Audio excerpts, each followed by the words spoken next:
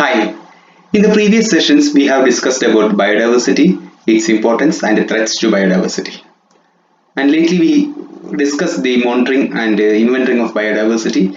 And finally, in this chapter, I am going to talk about conservation of biodiversity. Conservation of biodiversity is defined as the protection, restoration, and management of biodiversity in order to drive sustainable benefits for the present and future generations. So, the conservation of biodiversity not only includes the protection of biodiversity, it includes restoration and management too. So, protection means we are protecting the present biodiversity from various threats, the threats caused by human activities. Restoration, we are trying to repair the habitats so that biodiversity can flourish more fully. And finally, we are managing the various ecosystems to have better biodiversity and a more sustainable development. So it includes protection, restoration, and management of biodiversity. And we are doing it to drive sustainable benefits for us and also for the future generation and for our planet. And the biodiversity conservation aims to protect species, their habitat, and ecosystem. We have to protect the species diversity. In order to have a more species diversity, their habitats should be protected.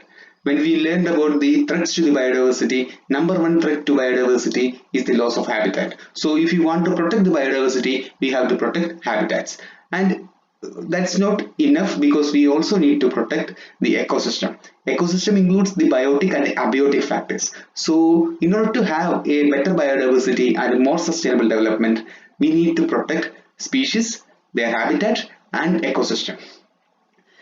We are protecting these from excessive rate of extinction and erosion of biotic interactions. So the aim of biodiversity conservation is to protect species, their habitat and ecosystem from excessive rates of extinction and erosion of biotic interactions. So that was our aim, and what we are doing is the management of biosphere. We humans are managing the biosphere to get maximum benefits for the present generation and also develop potential so as to meet the needs of future generation. So we are managing the biosphere to have better biodiversity, better biosystem services like fresh air, the climate, good climate, and the various products, economical values from the biodiversity. So we are managing the biosphere to have benefits for us and also for the future generation. For future generation, what we are doing is that we are trying to improve the potential of the ecosystem and the biodiversity so that from developing the potential, the biodiversity and the ecosystem can meet the needs of the future generation. So there are so many reasons for biodiversity depletion. I'm sure that in the previous session you came across these things, but I just want to list few of them. The loss of biodiversity is number one reason is due to the loss of habitat. So due to the human activities, agriculture, and all, the habitat loss is the number one cause. Deforestation is the one of the main habitat loss process, and fragment of habitat. The habitat is getting fragmented due to the industrialization and human cultivations, overexploitation of resources, then human sponsored ecosystem, the artificial ecosystem generated due to the human activities, climate change, which is more global in nature. It affects all communities because increase in temperature, it affects all communities. Even the places where humans are not there is affected by the global climate changes.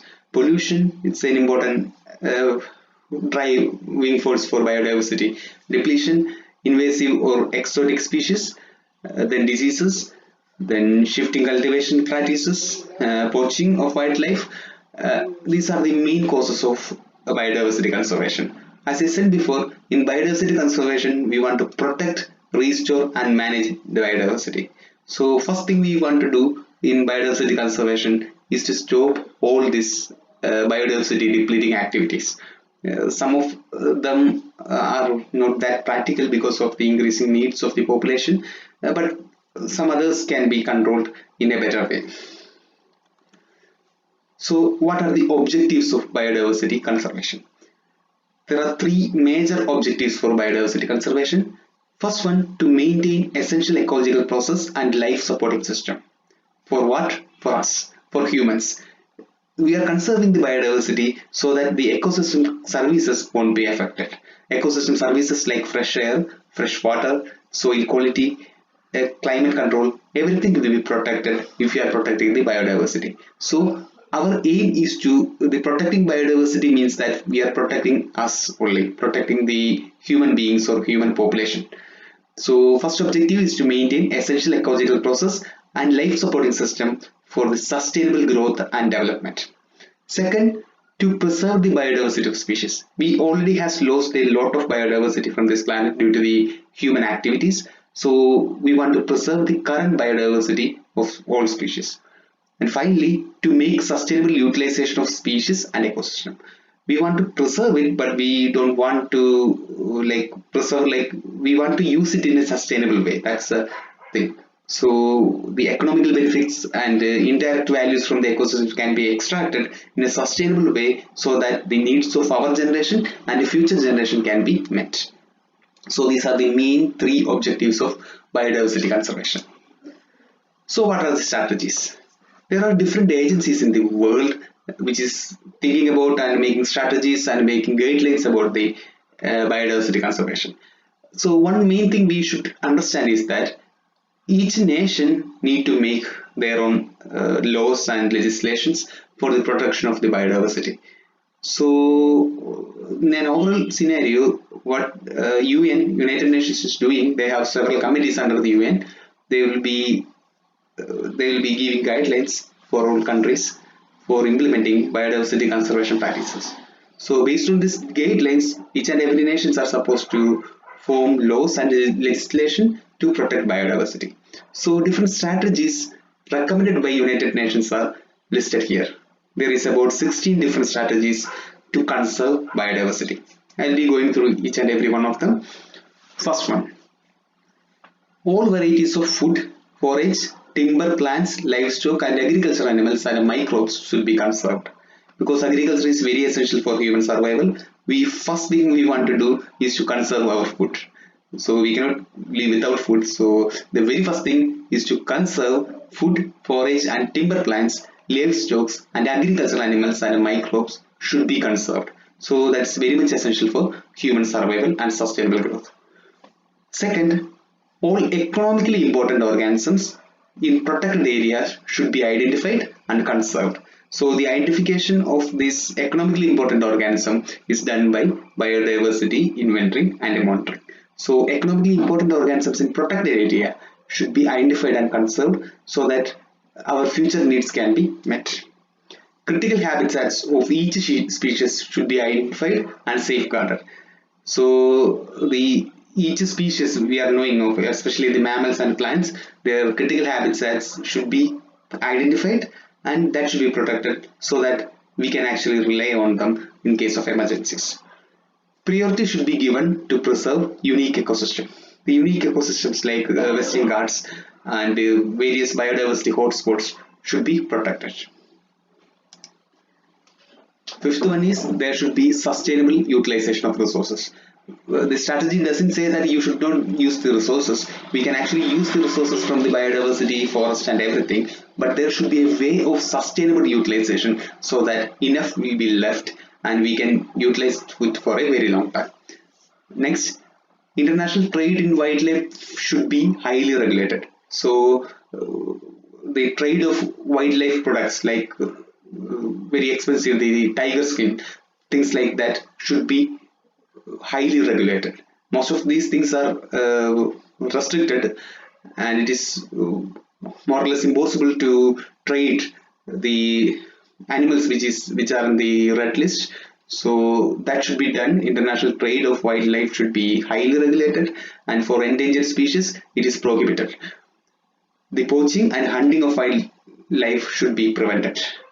Then care should be taken for the development of reserves and protected areas. Protected areas like national parks and wildlife sanctuaries should be made in every country so that we can safeguard the ecosystem and the species.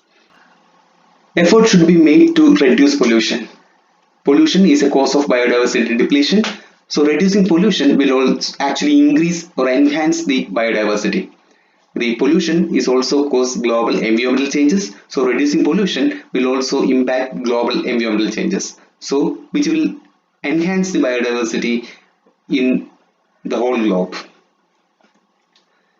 Next, public awareness should be created regarding biodiversity and its importance. The awareness of the local population is critically important for preservation in the biodiversity. The local population in most of the cases are not aware about the importance of biodiversity and its value in terms of economical values, indirect values, and also its values in ecotourism. So the public should be made aware about the biodiversity and its value. Priority should be given to endangered species over vulnerable species and to vulnerable species over rare species. So our number one priority for species conservation should be given to the endangered species because they are at the verge of extinction. Habitats of migratory birds should be protected by multilateral agreements. Because of this, migratory birds are traveling a lot of distance and covering so many countries. So in order to protect these migratory birds, multinational agreements should be made so that their population will be conserved. The overexploitation of useful products of wildlife should be prevented. The strategy says that we can actually exploit the wildlife products, but overexploitation should not be there. So there should be a sustainable way of using and utilizing the wildlife and the ecosystem services and products. So that should be made mandatory. Next, useful animals, plants and their wild relatives should be protected in situ and ex situ. In the following section, I am going to talk about ex situ and in situ conservation in detail. So the strategy says useful animals, plants and their wild relatives, which will be a source of hope for in the times of emergencies. So those things should be the useful plants, animals and their wild relatives should be protected in some way. I will say the microorganisms should also be protected because they are important to the human beings economically and commercially. Effort should be made for setting up of national parks and wildlife sanctuaries to safeguard genetic diversity. The national parks and wildlife sanctuaries are the one of the primary sites of biodiversity conservation. So every nation should set up national parks and wildlife sanctuaries so that the ecosystem the ecosystem will be protected. Along with the ecosystem, so many known and unknown species will be protected in these national parks and wildlife sanctuaries. Finally, environmental laws should be strictly followed. As per the UN strategies, each and every nation should formulate laws to protect biodiversity. And along with that, the laws should be strictly followed so that the biodiversity will be conserved.